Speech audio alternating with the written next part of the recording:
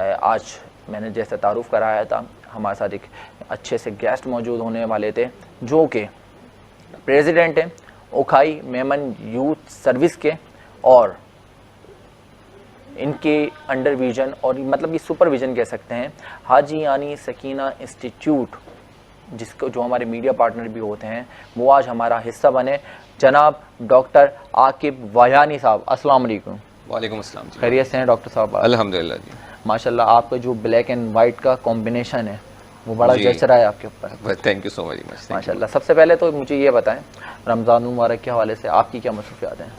बस जी, by profession I am a doctor, I am a senior medical officer in Aga Khan university hospital, और उसके साथ साथ क्योंकि मेरा ताल्लुक मेमन बरादरी से है, तो मेमन कम्युनिटी में सोशल वर्क जो है वो बाय बर्थ एक हर मेमन बच्चे के जो है वो अंदर सोशल वर्किंग का और उसका समाजी कामों में लगने का वो जज्बा रहता है। तो उसके साथ साथ जो है वो प्रोफेशन के साथ साथ ये सोशल वर्किंग भी कर रहे हैं। तो हमारी ऑर्गेनाइजेशन है ओखाई मेमन यूथ सर्विसेज, तो उसकी रमज़ान में हम ज़कात कलेक्शन और उसके लिए निकल रहे होते हैं, तो बस वो मसरूफियात भी साथ साथ चल रही हैं। तो काफ़ी टफ चल रहा है रमज़ान। तो इन मसरूफियात में आपको बड़ी वो अफ्तार, दस्तरखान, सहरी की तैयारियाँ और राशन डिस्ट्रीब्यूशन, ये सब एक्टिविटीज़ भी आपके साथ शामिल होती हैं? जी, हमारा बेसिक मोटिव ये होता है कि हम रमज़ान मुबारक के महीने में हम लोगों के पास जाएं, उनसे जो है वो ज़कात की रिक्वेस्ट करें और उनसे ज़कात कलेक्शन करें। फिर यही जमा किया हुआ पैसा जो है वो पूरे साल हम अपने ज़रूरतमंद लोगों पर जो है वो ख़र्च करते हैं, जिसमें हम एजुकेशन भी देते हैं बच्चों को, हम मेडिकल की फैसिलिटीज़ भी प्रोवाइड करते हैं, और उसके साथ साथ यस राशन और जहेज़ के मामलात जो हैं उसमें भी हम हेल्प करते हैं। ड्यूरिंग दी लॉकडाउन क्या प्रॉब्लम्स पेश आ रही हैं जब आप फ़ंड कलेक्शन के लिए जाते हैं अपनी ऑर्गेनाइजेशन के लिए, चैरिटी के लिए, तो क्या प्रॉब्लम्स पेश आ रही हैं? बिल्कुल सही कहा आपने कि जब पेंडेमिक जब से ये आया है उसमें लास्ट ईयर भी इसमें ऐसा ही गुजरा है। तो लास्ट रमज़ान में ज़्यादा हमें डिफ़िकल्टीज़ हो रही थी, बिकॉज़ लास्ट रमज़ान में क्योंकि बिज़नेस में इतने लोगों को लॉसेस हो रहे थे और उतना रेवेन्यू जनरेट नहीं कर पा रहे थे जितना एज़ यूजुअल किया जाता है। तो उसमें काफ़ी मुश्किलात थी कि लोग कह रहे थे कि अभी हमारे ख़ुद हालात ऐसे हैं तो हम ज़कात और इसमें काफ़ी कमी आई थी हमारी। लेकिन इस साल अल्हम्दुलिल्लाह के पोजीशन बेहतर है और चीज़ें काफ़ी अच्छी चल रही हैं। माशाल्लाह माशाल्लाह। तो अब ये बताएं कि जब बात आती है ज़कात अतियात की, तो फ़ंड कलेक्शन आपकी मेमन लोग जो हैं कम्युनिटी आपकी, उनको ही टारगेट होता है या आपको सब सपोर्ट कर रहे होते हैं? वैसे मेन जो है वो हमारा सारा कलेक्शन जो है वो मेमन कम्युनिटी वाले ही हमें हेल्प कर रहे होते हैं। लेकिन अब ये बड़ी खुशाइन बात है कि आहिस्ता आहिस्ता जो है वो दूसरे लोग भी इसमें इंटरेस्ट शो कर रहे हैं, बिकॉज हमारा काम और हमारे काम का मयार देख के तो और लोग भी इंटरेस्ट ले रहे हैं कि वो भी हमारी चैरिटी, हमारे ऑर्गेनाइजेशन में हमें हमारा साथ दें। माशाल्लाह माशाल्लाह, बहुत अच्छी बात है। जावेद ओके साहब एक ऐसा नाम जो कि हाजी यानी सकीना इंस्टीट्यूट को ऑन करते हैं, यस, और उसके हेड भी हैं, तो उसके रूह रवा जावेद भाई के बाद आप इन सब चीज़ों को देखा करते हैं। जी जी, हाजी यानी सकीना इंस्टीट्यूट को, तो वो इंस्टीट्यूट क्या खिदमत अंजाम दे रहा है इस टाइम पब्लिक के लिए? आप इंस्टीट्यूट का मैं आपको बताता हूँ। इससे पहले अभी आपने जावेद ओके साहब का नाम लिया, तो ये हाजी यानी सकीना IT इंस्टीट्यूट जो है ये ओके बिल्डर्स ही स्पॉन्सर किया हुआ है। अच्छा, वो भी उनका ताल्लुक भी जावेद साहब का भी ओखाई मेमन बरादरी से है। तो ओखाई मेमन यूथ सर्विसेज जो मैनेजमेंट है उसकी ओखाई मेमन यूथ सर्विसेज देखती है और बाकी चीज़ें जो है वो ओके फैमिली उसको स्पॉन्सर करती है। और जावेद ओके साहब की ज़रूर बहुत खिदमत हैं, बहुत खिदमत हैं उनकी, सिर्फ मेमन कम्युनिटी में नहीं बाहर भी उनकी, और स्पेशली IT के हवाले से कि हाजी यानी सकीना IT इंस्टीट्यूट इसको बनाने के लिए उनका विजन ही यही था कि IT एक ऐसा शोबा है जिसमें आजकल अगर देखा जाए सब कुछ ऑनलाइन है, सारी चीज़ें ऑनलाइन चल रही हैं, ऑनलाइन बिजनेसेस चल रहे हैं, डिजिटल मार्केटिंग देखें सब कुछ, सोशल मीडिया कितना बूस्ट अप कर रहा है आजकल। तो उसमें उनका यही विजन था कि IT के शोबे में अपनी यूथ को आगे बढ़ाएं, क्योंकि इस शोबे में लोगों का ऐसा है कि आम नौकरियां करके तो लोग इतने ख्वार भी होते हैं, इतने घंटे लगाते हैं, और फिर जाके अगर उनके पास एजुकेशन ना हो तो उनको ज़्यादा से ज़्यादा 20-25 हज़ार रुपये सैलरी माहाना, इससे ज़्यादा नहीं मिलती। लेकिन IT के शोबे में अगर आप यही 6-7 महीने का, साल का कोई कोर्स कर लें तो उसमें आप घर बैठे फ्रीलांसिंग आप कर सकते हैं, फ्रीलांसिंग में आप पैसा कमा सकते हैं। और ऐसी काफ़ी एग्जांपल्स हैं हमारे उसमें इंस्टीट्यूट के जो स्टूडेंट्स भी निकले हैं, उसमें वो $1000s ऑफ मंथली वो जनरेट कर रहे हैं उसमें और अपनी फैमिलीज को सपोर्ट कर रहे हैं। तो यही उनका एक यही विजन है कि अपने ही पैरों पे अपनी यंग जनरेशन को खड़ा करें। यस, कि वो विदाउट एनी सपोर्ट वो अपनी फैमिली को भी जो है वो रन कर सकें, सपोर्ट कर सकें, रन कर सकें। और कहा जाता है कि आने वाला दौर तमाम आईटी से रिलेटेड होगा। सारी टेक्नोलॉजीज जो हैं आईटी पे ही जाके कंसर्न करेंगी, और ये तो बड़ी अच्छी बात है। लेकिन मैं बात को, अगर वो आपकी जो पीछे वाली बात कही आपने, इंट्रोड्यूस कराया ओके बिल्डर्स, जावेद ओके साहब एक बिल्डर हैं, तो उनको क्या ख्याल आया कि वो बिल्डर्स लाइन से हटकर एक ऐसा इदारा कायम करें जो कि आईटी से रिलेटेड हो? क्योंकि इंसान में रह नहीं जाता ना, बिल्डर के बारे में सोचता है। आप डॉक्टर हैं, अपनी मेडिकल फील्ड के हवाले से सोचते होंगे, सोशल ज़्यादा एक डॉक्टर सोशल हवाले से सोच लेता है कि मैं कुछ सोशल खिदमत अंजाम दे दूँ। तो उनको क्या ख्याल आया? इसकी भी एक हिस्ट्री है कि जावेद ओके साहब का जो है वो सैलानी वेलफेयर ट्रस्ट से काफ़ी ताल्लुक़ रहता है। तो जब उन्होंने देखा कि सैलानी वेलफेयर ट्रस्ट किस तरह आईटी पे, क्योंकि वो भी आईटी पे काफ़ी जोर दे रहे हैं, उनके इंस्टीट्यूट्स चल रहे हैं, तो उन्होंने जब ये देखा कि जब आईटी पे, जब वहाँ पर वो अपनी खिदमत पेश कर रहे हैं और सैलानी में आईटी वाले इतना काम कर रहे हैं, तो इसको अपनी कम्युनिटी के अंदर भी लेकर आया जाए। तो इसलिए उन्होंने ये तहिया किया अपनी ओखाई मेमन बरादरी में जो यंगस्टर्स हैं उनको भी इस तरफ हम आगे लेकर आएँ और उनके लिए एक प्लेटफॉर्म मुहैया करें। तो वही विजन लेते हुए उन्होंने जो है वो ये स्टेप लिया कि अब हम भी जो है वो अपनी ऑर्गेनाइजेशन में शुरू करें। माशाल्लाह। ये हाजियानी सकीना इंस्टीट्यूट कहाँ पे वाक़ है? ये चांदनी में, जो न्यू टाउन थाना है वहाँ पर, उसके आगे ही नेक्स्ट जो गली है वहाँ पर जेपी स्कैन, सीटी स्कैन करके एक जगह है, उसके बराबर में हाजियानी सकीना आईटी इंस्टीट्यूट है। और इसकी टाइमिंग्स जो है वो मॉर्निंग 9 to नाइट 9 है। और इसमें काफ़ी हम समझ लें कि चीप उसमें, बिकॉज इसका बिल्कुल ये मकसद नहीं है कि इसमें से हमें कोई रेवेन्यू जनरेट करना है, इसमें हमें कोई पैसा कमाना है, इसका कतई ये मकसद नहीं है। इसका मकसद सिर्फ ये है कि हम बच्चों को आईटी की एजुकेशन बहुत ही कम पैसों में हम उनको दें। और समझ लें कि जो कोर्सेज अदर आईटी इंस्टीट्यूट्स 5000, 6000, 15000 रुपये में वो कोर्सेज करा रहे हैं, वो सिर्फ 10,000 रुपये 1000 रुपये महाना, 1200 रुपये महाना, इतनी फीस ही लेते हैं हम। काफ़ी बड़े इदारे चैरिटी के बेस पे जब चलाते हैं और स्पॉन्सर कर रहे होते हैं, तो वो लोग फ्री ऑफ कॉस्ट अपनी एजुकेशन प्रोवाइड करते हैं। तो आपने मिनिमम अमाउंट चार्ज करा, तो आपके जहन में ये ख्याल नहीं आया कि दूसरे इदारे भी free of cost education provide कर रहे हैं, तो आप भी बिल्कुल इसको फ्री ऑफ कॉस्ट कर दें? यस, इसमें ऐसा ही है कि अभी हमने ये स्टार्टअप जो आप फ्री ऑफ कॉस्ट का कह रहे हैं, ये हमने अपनी कम्युनिटी लेवल से किया है। और अब तो बल्कि ऐसा है कि हमने ऑल मेमन्स को ये चीज़ कह दी है कि अगर वो पैसे बेयर नहीं भी कर पाते, अगर ये 1000 रुपये की फ़ीस भी बेयर नहीं कर पाते, तो वो आके फ्री में भी एजुकेशन लें। उनके लिए हमने बिल्कुल ओपन प्लेटफॉर्म रखा हुआ है, क्योंकि अभी हमने मेमन कम्युनिटी के लिए ये चीज़ की है। इंशाल्लाह आगे जाके जो है वो, अगर हमें रिस्पॉन्स इतना अच्छा मिला कि यंगस्टर्स जो है वो आ रहे हैं, तो इंशाल्लाह हम इसकी जो है वो जितना अभी इंस्टीट्यूट है उसको भी डबल करने की कोशिश करेंगे और उसमें और लोगों को भी इंटरटेन करने की, कि वो भी फ्री ऑफ कॉस्ट। जी, जहाँ पे आईटी इंस्टीट्यूट्स की बात आती है और एक नई जनरेशन का नया बच्चा उठता है, वो उसके ध्यान में ये ख्याल आता है MS ऑफिस होगा, माइक्रोसॉफ्ट वर्ड होगा, एक्सेल होगा, पावर पॉइंट होगा, उसके आगे हार्डवेयर सॉफ्टवेयर होते हैं। ये को हम अपने दौर से ये दिखता है। आपकी क्या स्पेशलिटी है? हमारे इंस्टीट्यूट में बेसिक से लेके प्रोफेशनल कोर्सेज, सारे हम कोर्सेज जो है ना वो कह रहे हैं, क्योंकि हर चीज़ का स्टार्ट जो है वो बेसिक से होता है। जैसे आपको पता होगा कि बुनियाद बनती है तो फिर जाके वो आगे अचानक से प्रोफेशनल कोर्स में तो बच्चा नहीं आ सकता। तो उसमें जो है वो हम, जैसे आपने MS ऑफिस और इसकी बात की, तो स्टार्टिंग यही कोर्सेज होते हैं जी। CCT जिसको हम कहते हैं, जिसको बेसिक कंप्यूटर ट्रेनिंग कोर्स, अलिफ बे नहीं पता, बिल्कुल नॉलेज नहीं है, वो वहाँ से स्टार्ट कंटिन्यू करता है आपके यहाँ से भी। जैसे मतलब हर इदारे का एक तरीका होता है जी। MS office, Microsoft word, Microsoft power point, उसके बाद एक्सेल, उसके बाद hardware software, control panel, operating, यहीं से स्टार्टिंग होती है जी। बस बेसिक कोर्स CCT से स्टार्ट है, फिर इसके बाद ग्राफिक्स और वेब डिजाइनिंग के कोर्सेज भी हैं। और इसके अलावा जो सिस्को ऑर्गेनाइजेशन है, वो उसकी सर्टिफिकेशन भी हमारे पास है कि हमारे पास ऑर्गेनाइजेशन ये कहाँ पे होती है? सिस्को एक सर्टिफिकेट है जो इंटरनेशनल लेवल पे जो है वो सर्विसेज और वो अपना सॉफ्टवेयर जो है वो सिखाते हैं और उसका समझ लें कि काफ़ी स्कोप है, वर्ल्ड वाइड उसका स्कोप है। और अगर वो सर्टिफिकेट दे किसी को और उसने कोर्स किया हुआ हो तो समझ लें कि उसके लिए तो कोई नौकरी लेना कोई मसला नहीं है आजकल के आजकल के एनवायरनमेंट में। तो यही है कि हम सिस्को के कोर्सेज भी करवा रहे हैं, हम ग्राफिक्स और वेब डिजाइनिंग के कोर्सेज भी करा रहे हैं। सिस्को से रिलेटेड है जी, सैलानी ने इनिशिएटिव लिया था ये और उसी के ही नक्शे कदम पे चलते हुए हमने भी जो है वो ये कोर्स अपने इंस्टीट्यूट में शुरू किया था। माशाल्लाह माशाल्लाह। जी, जी। तो आप अभी आपके ऑल ओवर स्टूडेंट्स कितने हैं आईटी के? अभी अल्हम्दुलिल्लाह हमारे पास वहाँ पे कैपेसिटी जो है वो 40-45 स्टूडेंट्स की है जो, लेकिन फिर भी हमारे पास समझ लें ओवरफ्लो ही है।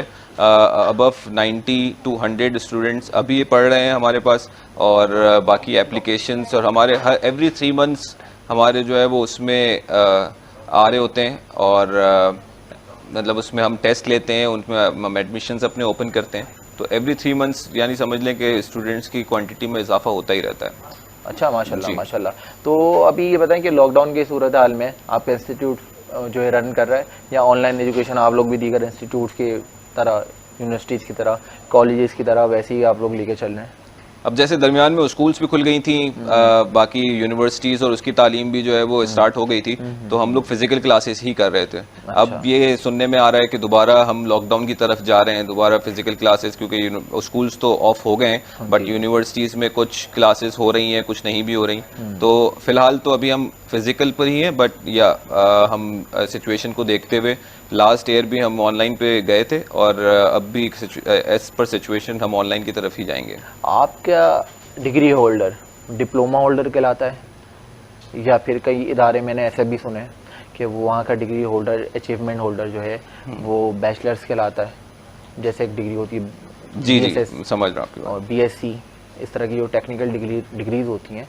तो इस तरह से आपका भी कहीं इरादा है कि आप रिकगनाइज किसी इदारे से, किसी बड़ी यूनिवर्सिटी से करवाएं ताकि आपका बच्चा निकलने के बाद वो बैचलर्स के लाए, मास्टर्स के लाए? तो इस तरह से कुछ आपने प्लानिंग करी है? वैसे तो ये अभी सर्टिफिकेट कोर्सेज ही हैं जो क्योंकि 3 मंथ्स, 6 मंथ्स, 1 ईयर, इसमें जो है वो कोई बैचलर तो होता नहीं ऐसा कि 1 साल में ख़त्म हो जाए। तो अभी इसको डिप्लोमा ही कहा जा सकता है कि इस डिप्लोमा सर्टिफिकेशन है। यस, आपने कहा कि मैंने आपको जैसे पहले भी कहा था कि इन फ्यूचर अगर हमें लगा कि काफ़ी फ्लो है और लोग ज़्यादा इंटरेस्ट ले रहे हैं, बिकॉज इसमें जो टारगेट ऑडियंस जो हमारी है ना, टारगेट ऑडियंस हमारी वो है कि जो मोबाइल की दुकानों पे काम कर रही है, जो जिन्होंने मैट्रिक के बाद पढ़ा नहीं या जो जिनकी फैमिली इतनी फाइनेंशियली स्ट्रांग नहीं है कि वो यूनिवर्सिटी एजुकेशन और वो एजुकेशन नहीं ले पाते। तो अब वो बच्चा जो है वो मोबाइल की दुकान पे खड़े होकर सुबह से रात तक लगा रहेगा और उसमें वो कितना कमा लेगा? 15,000 20,000 कमा लेगा या 10,000 पे भी सैलरी पे भी आप देखते हैं कि बच्चे आजकल लगे हुए होते हैं। और उसमें उसकी क्या ग्रोथ होगी? उसमें जब वो अपने नेक्स्ट 10 to 15 ईयर्स को भी देख ले तो 10 to 15 ईयर्स के बाद भी वो ज़्यादा से ज़्यादा उसकी प्रमोशन ये हो जाएगी कि वो सेल्समैन से जो है वो काउंटर पर बैठ जाएगा और वहाँ पर ये प्रमोशन हो जाएगी और तनख्वाह उसकी 15,000 से 25-30,000 हो जाएगी। तो हमारी टारगेट ऑडियंस वो है कि वो बच्चा, अब उस बच्चे को हम कोई 4 साल या 2 साल उससे कमिट नहीं करवा सकते क्योंकि उसको अपनी फैमिली को भी सपोर्ट करना है। तो इसलिए ये 6 महीने के, 8 महीने के, 3 महीने के और ये कोर्सेस हम यूजुअली इसको टाइमिंग भी इतनी फ्लेक्सिबल रखते हैं कि अगर कोई नौकरी कर रहा है, अगर कोई सुबह से शाम किसी दुकान पे या कहीं पे ऑफिस पे काम कर रहा है तो वो अपने शाम के टाइम पे निकाल के आके, और वो हफ्ते में 3 दिन क्लासेस होती हैं और वो आके वो क्लासेस ले और वो अपनी इस तरफ अपनी गिरफ्त को मजबूत करे। बिकॉज स्किल्स का अब काम है। अब डिग्री, क्योंकि मैं खुद अगर देखा जाए MBBS मैंने किया हुआ है, तो अब MBBS की डिग्री में जितना टाइम लगता है और जितनी आपकी जो है वो समझ लें कि दिमाग भी लग रहा है आपका, आपकी स्ट्रगल लग रही है, और उसके बाद भी आपको जब देखा जाता है कि हॉस्पिटलों में मार भी पड़ रही होती है और आपकी जो है वो बस तनख्वाहें भी कोई इतनी ज़्यादा नहीं होती, तनख्वाहें बल्कि गवर्नमेंट हॉस्पिटल्स में तो रुकी भी होती हैं, 3 महीने 4 महीने बाद तनख्वाहें मिलती हैं। तो मैं यही सोचता था कि यार हमेशा बात होती है कि डॉक्टर बनो, जैसे काफ़ी ऐसी एग्जांपल्स दी जाती हैं कि बच्चा पैदा होता है तो उस वक्त डिसाइड हो जाता है कि मेरा बच्चा डॉक्टर बनेगा या इंजीनियर बनेगा। इन 2 फील्ड्स के अलावा और किसी फील्ड में बात ही नहीं होती। तो क्यों हमारी सोसाइटी और हम लोग जो है वो सिर्फ इसी चीज़ में फंसे हुए हैं कि हमने सिर्फ अपने बच्चे को डॉक्टर बनाना है या इंजीनियर बनाना है? क्योंकि अब ये मॉडर्न वर्ल्ड है, अब ये एडवांसमेंट आ रही है, अब टेक्नोलॉजी आ रही है, अब आपको वक्त के साथ साथ अपने आप को मॉडिफाई करना पड़ेगा। तो इसलिए हम लोग जो है वो इसी को ही टारगेट कर रहे हैं कि ये लोग बच्चे आके पढ़ें और कम से कम अरसे में और ऐसी स्किल्स उनको मिल जाएं कि वो ज़्यादा से ज़्यादा जो है वो अपनी फैमिली के लिए अर्न कर सकें और अपना कैरियर बना सकें। जी, अच्छा, बहुत अच्छी बात बताई आपने। मैं ये जानना चाहूँगा कि आप क्योंकि एक डॉक्टर हैं और डॉक्टर के साथ साथ रहते हुए यूथ के लिए भी बड़ा अच्छा काम कर रहे हैं, और फिर यूथ के साथ रहते हुए एक अपना इदारा जिसके आप प्रेसिडेंट हैं, ओखाई पेमेंट सर्विसेज, और इसके साथ साथ जावेद ओके साहब का इदारा जो हाजी यानी सकीना इंस्टीट्यूट है उसको भी आप सरपरस्त के तौर पर देख रहे हैं। तो फील्ड इतना चेंज आपका, तो उस तरह से मतलब किस तरह से आपने ये सब चीज़ें मैनेज करके रखी हैं? मुश्किल है, इतना आसान नहीं है, बिकॉज एज अ डॉक्टर काफ़ी जो है वो हॉस्पिटल में भी टाइम देना पड़ता है और काफ़ी हमारा टफ स्केड्यूल होता है कि हॉस्पिटल की इतनी टफ ड्यूटी के बाद फिर आपको इन चीज़ों में टाइम देना है। तो बस यही है कि क्योंकि देखें अपने लिए वही बात है ना कि आपने ये बात सुनी होगी कि अपने लिए तो हर कोई जीता है, असल ज़िंदगी और असल जो है वो मकसद यही है कि औरों के काम आना। तो बस यही हमारे अंदर यही जस्तुजू, यही जज्बा, क्योंकि मेरे वालिद साहब भी काफ़ी इन समाजी कामों में रहे और मेरे वालिद साहब भी डॉक्टर थे बाय प्रोफेशन। तो बस वही चीज़ें हमारे अंदर भी बिल्ट इन हैं और हम लोग यही चाह रहे हैं कि औरों के लिए भी कोई काम करें। अपने लिए तो हम अपने कैरियर में, अपने प्रोफेशनल लाइफ में काम कर ही रहे हैं। तो हमने यही सोच के, और मैंने लास्ट ईयर जब अपने जो हमारी यूथ सर्विसेज हैं इसके इलेक्शंस भी होते हैं, तो इसलिए मैंने यही सोचा था कि मैं अपने जितनी भी मेरी स्किल्स हैं, जितनी भी मेरी एक्सपर्टीज़ हैं, उनको मैं अपनी यूथ में भी आगे पहुंचाऊं, उनसे भी बात करूं और उनको कुछ सर्व करके जाऊं। माशाल्लाह माशाल्लाह डॉक्टर साहब, ये तो बहुत अच्छी बात है। और जिस तरह से आपने अपने प्रोफेशन को भी लेकर, अपने करियर को लेकर स्टार्ट रखा हुआ है और उसके साथ साथ सोशल एक्टिविटीज़ भी कर रहे हैं और दीगर लोगों के साथ भी बड़ी खदमात अंजाम दे रहे हैं, तो आपका क्या समझना है कि आजकल का बच्चा और आजकल के बच्चों के वालिदैन अपने बच्चों को कहीं इंस्टीट्यूट्स वगैरह में डालते हैं, उसके बाद उनका टारगेट ये होता है हमारा बच्चा बड़ा होकर कोई किसी अच्छी जगह नौकरी में लग जाएगा, कहीं बैंक में लग जाएगा, कहीं मल्टीनेशनल इंडस्ट्री में लग जाए, तो वो देते क्या है बेसिक स्टार्टिंग सैलरी 25,000, 30,000, 35,000। MBA करा हुआ बच्चा 35,000 रुपये पे नौकरी कर रहा है, 30,000 पे नौकरी कर रहा है। तो उनको कोई स्कोप ही नहीं देखना है, उनको कोई टेक्निकल स्किल्स ही नहीं दे, कभी सोचा ही नहीं होता है और इस बारे में हमारे यहाँ कोई बताने वाला भी नहीं होता। ये बहुत अच्छी बात की आपने कि ये चीज़ बहुत देखने को आती है कि एक ट्रेंड चल जाता है और बस उसी ट्रेंड के पीछे लोग भागने लग जाते हैं। अब जैसे आपने MBA की मिसाल दी, आपने ऐसे ही जो है वो और भी बहुत सारी फील्ड्स हैं, उसमें अगर लोगों के बच्चों के पेरेंट्स जो हैं वो देखते हैं कि भाई उसका बेटा जो है वो MBA कर रहा है, तो हम भी अपने बच्चे को MBA कराएं। उसका बच्चा अगर जो है वो कोई चार्टर्ड अकाउंटेंसी कर रहा है तो वो हम इसको भी चार्टर्ड अकाउंटेंट बनाएं। लेकिन वही बात है, एक एग्जांपल, क्योंकि मैं एक लीडरशिप ट्रेनर भी हूँ, मैं ट्रेनिंग्स भी कराता हूँ उसमें। तो यस, तो उसमें यूजुअली हम लोग यही बात कर रहे होते हैं कि जैसे अल्लाह ताला के जो है वो 99 नाम है, तो वो 99 खुसूसियात अल्लाह ताला ने, हर एक इंसान जो अल्लाह ताला ने पैदा किया उसको जब अशरफुल मखलूक़ात का है कि वो तमाम मखलूक़ात से अशरफ है, तो उसमें ये अपनी सारी क्वालिटीज़, ये जितनी भी 99 अल्लाह ताला की खुसूसियात हैं कि वो कुछ भी वो क्रिएटर है, वो उसको गुस्सा भी आता है, वो अल जब्बार है, वो अल खालिक है, वो अल मालिक है। तो ये चीज़ें अगर आप देखें तो एक इंसान में भी है, क्योंकि वो भी कुछ ना कुछ क्रिएट करता है, देखें, और उसको भी गुस्सा आता है, उसको भी, तो ये सारी चीज़ें उसके अंदर भी हैं। बस अल्लाह ताला के नाम के साथ दी लगा हुआ है कि वो दी क्रिएटर है। तो वही सारी खुसूसियात जब अल्लाह ताला ने एक इंसान में दी हैं, तो वो क्यों अपने आप को नहीं तराशता कि वो सिर्फ एक काम या अगर एक ट्रेंड के पीछे चल जाए, क्योंकि हर इंसान अलग होता है। जब उसके फिंगरप्रिंट्स डिफरेंट है तो इसका मतलब कि उसकी अपनी खुसूसियत डिफरेंट है। अब आप यहाँ पे होस्टिंग कर रहे हैं और मैं हॉस्पिटल में डॉक्टरी कर रहा होता हूँ, अगर आप डॉक्टर बनते तो शायद आप उस तरह काम नहीं कर पाते, बिकॉज आपकी एक्सपर्टीज वो है कि जहां पर आप बैठे हुए हैं। तो यही चीज होती है, यही समझने की जरूरत है कि हमारे पेरेंट्स को भी कि किसी ट्रेंड के पीछे अपने बच्चों को नहीं लगा देना है, उनको वो करने दें कि जिसमें आपको लगता है कि वो बेहतर कर सकता है। अगर आप उसको जबरदस्ती एक फील्ड में घुसा देंगे, आप उसको MBA तो करवा लेंगे, लेकिन वो चीज उसके अंदर नहीं निकल सकेगी कि वो अपनी पसंद की फील्ड के साथ वो कर सके। और फिर कैरियर काउंसलिंग उसके साथ कितनी जरूरी है, काउंसलिंग भी जरूरी है ना, आजकल काउंसलिंग रह जाती है इंसान। कैरियर काउंसलिंग, यस, वही बात मैं कहना चाह रहा था नेक्स्ट, कैरियर काउंसलिंग बहुत जरूरी है कि एक फील्ड के बंदे के साथ अगर वो जिसमें जा रहा है पहले वो उसको मिले उससे बात करें कि आगे क्या होगा।